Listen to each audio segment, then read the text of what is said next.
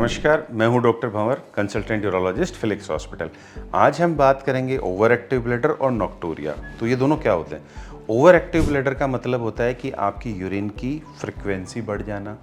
Urgency का मतलब अगर आपको यूरिन आ गया तो आपको भाग के जाना ही पड़ेगा, आप होल्ड नहीं कर पाएंगे। कई बार ऐसा होता है कि आप बाथरूम तक पहुंचे ही नहीं और उससे पहले कपड़ों में यूरिन लीक भी हो सकता है। ऐसा हो सकता है कि आपको रात में बार बार उठ के जाना पड़े, जिसे हम नॉक्टूरिया बोलते हैं। तो अर्जेंसी होता है, फ्रीक्वेंसी हो गई, आपका नॉक्टूरिया हो गया। नॉक्टूरिया कुछ कुछ जगह पे अकेला ही होता है कि आपको बाकी और कोई प्रॉब्लम नहीं है, बस आपको रात में बहुत बार उठना पड़ रहा है, पर दिन में आप ठीक हैं। तो ये कुछ एंटिटीज में ये तीनों चीज़ें साथ में हो सकती हैं, या कभी नॉक्टूरिया अकेला भी हो सकता है। तो हम पहले बात करते हैं ओवर एक्टिव ब्लैडर, जिसमें सारी चीज़ें एक साथ होती हैं। तो ओवर एक्टिव ब्लैडर का जो कारण है उसके अंदर ऐसा हो सकता है कि स्ट्रोक के पेशेंट्स हैं उनमें हो सकता है, स्पाइनल इंजरी के पेशेंट हैं उनमें हो सकता है, ओल्ड एज के साथ में आपका प्रोस्टेट थोड़ा बढ़ने लग गया तो भी आपको हो सकता है। कई बार बिना किसी कारण के, खासतौर से फीमेल्स में ऐसा बहुत कॉमनली हो जाता है कि आपको अर्जेंसी और फ्रिक्वेंसी हो रही है, कभी इनकॉन्टिनेंस, यूरिन लीक भी हो रहा है और कोई कारण नहीं है, अपने आप वो हो रहा है। तो this is over active bladder complex. तो इसके अंदर हमें करते क्या है, कुछ बेसिक इन्वेस्टिगेशंस होती हैं जिसके अंदर हम अल्ट्रासाउंड करा के देखते हैं कि हमारे ब्लैडर की स्थिति क्या है। ज़रूरत पड़ने पे यूरिन के फ्लो की जांच भी कर सकते हैं, प्रोस्टेट को भी देखा जा सकता है। और इसके बाद में अगर बाकी सारी चीज़ें ठीक है, it's a primary over active bladder, तो इसके अंदर मेडिकल मैनेजमेंट होता है। एक दवाई शुरू करी जाती है, एक या दो तरह की दवाइयाँ जो थोड़े लंबे टाइम के लिए 6 से 12 महीने के लिए चलाई जाती हैं।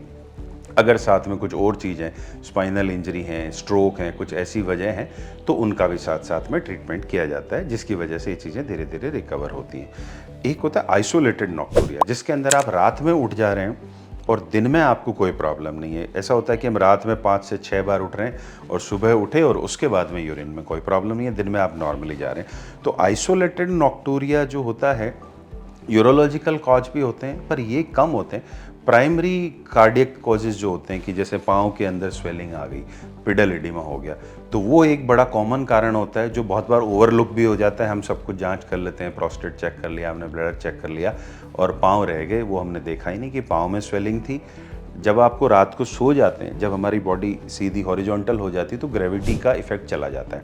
तो जो पाँवों की स्वेलिंग है वो सारा पानी ब्लड में जाता है, ब्लड का वॉल्यूम बढ़ता है, तो किडनी में जो ब्लड बढ़ता है उसकी वजह से आपका यूरिन का प्रोडक्शन बढ़ जाता है। तो अगर आपका यूरिन का वॉल्यूम रात में 500 ml या उससे ज़्यादा होगा तो डेफिनेटली आपको उठना ही पड़ेगा। तो एक तो कंडीशन होती है पिडल एडिमा। तो इसमें हमें क्या करना है, हमें बाकी सारी चीज़ें रूल आउट करके फिर पाँव को देख के, और मोस्टली कार्डियोलॉजिस्ट के पास से इसका इलाज कराया जाता है कि आपका पिडल एडिमा सेटल करें। तो ये एक बड़ा इंपॉर्टेंट कारण होता है। दूसरा हो सकता है कि हम पानी बहुत ज़्यादा पी रहे हैं। कई लोगों की आदत होती है कि रात में उठते हैं, आँख खुलती है, गला सूखता है, पानी पी लेते हैं। तो जब बहुत सारा पानी पिएंगे तो रात में आपका यूरिन प्रोडक्शन भी बढ़ जाएगा, तो उसकी वजह से भी आपको बार बार यूरिन के लिए जाना पड़ेगा। तीसरा होता है OSA, मतलब खर्राटे लेना। अगर आप बहुत तेज़ खर्राटे ले रहे हैं और ख़ास तौर से खर्राटे लेते लेते आपकी सांस बिल्कुल कुछ सेकंड के लिए रुक जाती है और फिर वापस बहुत तेज़ी से सांस लेते हुए आप वापस अपना सांस लेना शुरू कर रहे हैं, जो बहुत तेज़ खर्राटे लिए जाते हैं, तो उसको OSA बोलते हैं। उसकी वजह से भी हमारे ब्रेन को ऑक्सीजन की सप्लाई कम होती है और उसकी वजह से भी थोड़ी कॉम्प्लेक्स मैकेनिज्म के थ्रू हमारा यूरिन प्रोडक्शन बढ़ने लग जाता है। तो वो भी एक रात में उठने का कारण हो सकता है। अगर आपको OSA है तो आपको ऐसा अगले दिन आपको दिन में नींद जैसा, या दोपहर के टाइम बहुत तेज़ नींद आने लग जाना, या काम करते करते आंख लग जाना, इस तरह के सिम्टम भी शायद साथ में हो सकते हैं। तो इसका इवेल्युएशन जो होता है यूरोलॉजिस्ट और साथ में पल्मों के डॉक्टर साहब, जो छाती के डॉक्टर साहब होते हैं, उनके साथ में मिलके किया जाता है। तो OSA भी ट्रीट किया जाता है और नॉक्टूरिया साथ में ट्रीट किया जाता है। Thank you. हेल्थ से जुड़ी ऐसी कई और जानकारी के लिए फेलिक्स हॉस्पिटल के YouTube चैनल को सब्सक्राइब करें और अपने सवाल कमेंट बॉक्स के जरिए हम तक पहुंचाएं।